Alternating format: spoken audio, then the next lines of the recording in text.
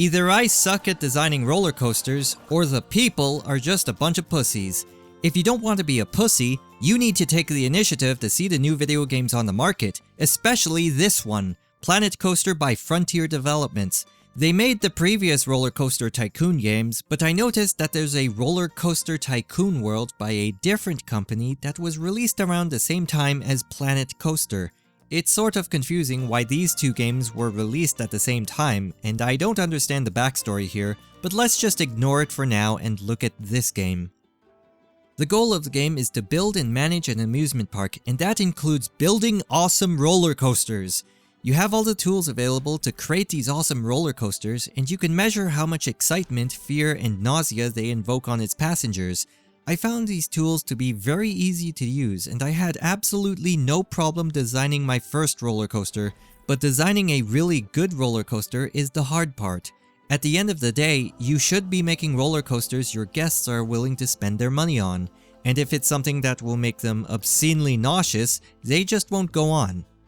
In a game like this, the UI is very important, more so than in other genres, and I think it's really good here. All the tabs are easy to navigate, and all the information is presented very cleanly.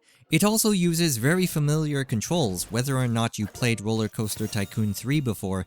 Every action can be undone with Ctrl Z, the universal key combo for undo. You have the WASD controls for the camera, and even using Shift to run with the camera, so to speak. Though I do have a problem with the noticeable delay every time you open the Park Management tab. It's only a second, but I have to do this very often, and it's annoying. You can follow individuals and families as they go around your amusement park. It's really cool to see if you're into that. You can see people go on the rides and get their general opinion on everything, but I don't think the game relies on the individual actions of a guest to calculate anything. Whenever I open a new ride, I notice it immediately starts generating money, even when there's no one on it. It does seem odd, but only if you're paying attention to it. I really like the fact that the game is taking full advantage of multiple core processors. I have 6 cores plus hyperthreading, and I see in Task Manager that every single one of them is being used. I set the game to its fastest speed, and it's taking up more than half of my processing power. It's making the most out of the hardware, and that also means in the far future when we have 16 core processors or more than that, the game's performance will continue to scale up, and that's without the developer making a patch to enable it. The game punishes a lack of diversity, to an extent. You can put down the same ride side by side several times, and you can rake in the profits. None of your visitors gets bored, but I have noticed you get diminishing returns. Half of the same ride will get the full queues, while the other half will barely get anyone. You don't even need to build a single roller coaster, but that will limit your overall profits. I'm just surprised that I can get away with this. I feel the game caters more to the creative side of things than to the business and management side. That's very important to know if you're trying to figure out if you'll enjoy this or not. I subscribe to the idea that a game should always have a constant threat of you losing somehow. In a non-violent game like this, I would like to see threats such as lawsuits, safety inspectors, the need for a security team, those sorts of things. If you like creating massive amusement parks beyond your wildest dreams, I think you'll enjoy it. If you like the challenge of running and managing an amusement park, you'll figure out the mechanics within a few hours and you won't enjoy it much. And I think this is where the game suffers the most. There's really not a whole lot you can do in the game unless you're creative. I remember the older Roller Coaster Tycoon games had time limits.